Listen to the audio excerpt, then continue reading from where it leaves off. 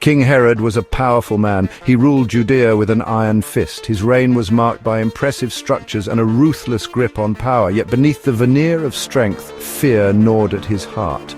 The prophecy of a newborn king, a Messiah, troubled his dreams. He saw this promised child as a threat to his throne, a rival for his people's devotion.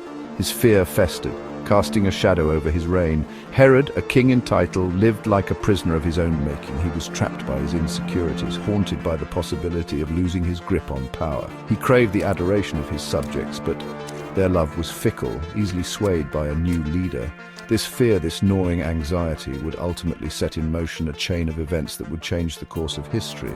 The weight of his worries was immense. It pressed down on him, stealing the joy from his victories and amplifying the whispers of discontent among his people. He was a king teetering on the edge of a precipice, his gaze fixed not on the horizon of his reign, but on the chasm of his own fear. In the stillness of the night, a new light pierced the darkness. It wasn't the cold, distant light of the moon, nor the familiar twinkle of the stars that dusted the heavens. This light was different. It pulsed with a life of its own, a beacon of hope in the vast expanse above. The Star of Bethlehem, as it came to be known, was a celestial herald, announcing the arrival of something miraculous, something extraordinary. Word of this new star spread like wildfire, carried by the winds across deserts and mountains, reaching the ears of wise men in distant lands. These were not kings or rulers in the traditional sense, but scholars, astrologers, men who dedicated their lives to deciphering the language of the heavens. They recognized the star's significance, understanding it to be a divine signal, a cosmic announcement of a king's birth. The wise men felt a call, a pull towards the origin of this celestial beacon. It was more than just curiosity that propelled them. It was faith, a deep-seated belief that something profound was unfolding, something that demanded their attention, their reverence. They gathered their most precious gifts, offerings fit for a king, and embarked on an arduous journey, guided by the light of the star. Their journey was long and arduous. The wise men traversed treacherous deserts, navigated unfamiliar territories, braving the elements and the unknown.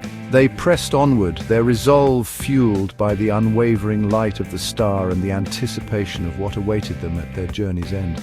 They were driven by a hope that transcended their earthly understanding, a hope that whispered of peace, of salvation, of a love that could mend a broken world.